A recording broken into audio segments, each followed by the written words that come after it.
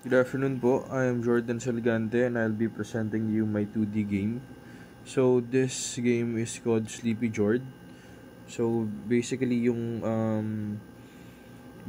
team lang niya is gumawa ko ng game dati na ang tawag is Flappy Jord, tas yung mukha ko ay nandun. So this time ganun pa rin, mukha ko pa rin nandito sa game na to, pero Sleepy Jord lang kasi ang team niya is parang iiwasan mo yung mga beds, yun yung mga obstacles natin. And gamit yung ulo. So yung ulo is yung parang bida. Okay, so ulo ko siya. Then yung team natin ay nasa sky siya.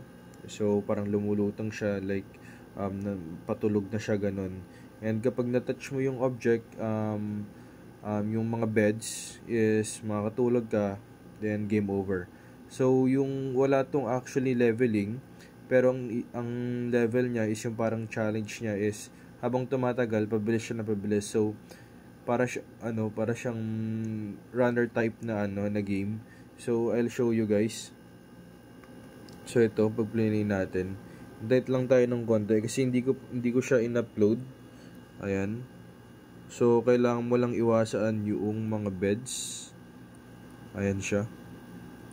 Kasi kapag na-touch mo yung mga bed, ma-out ka. Ayan. So very simple lang tong game na to. Ipapakita ko mamaya kung paano ko siya ginawa. Ayan. So stop na natin. Okay. So ito yung sa game natin, ito. So ito yung background niya, looping background lang siya guys. So hindi siya mahabang pan screen na ganyan, sumasabay lang din siya. Then itong buong object nito, itong buong background niya, para siyang pabilis ng pabilis, no? Kasi pabilis ng pabilis yung pasok ng background mismo. So pag pinay natin yan, makikita nyo dito, merong mga objects yung challenges natin, no? Yung mga beds. Mag-i-spawn siya, random spawn siya dito. So parandom ng parandom, taas baba. So yun yung naging challenge. Then dito yung mga natin, mga scripts natin.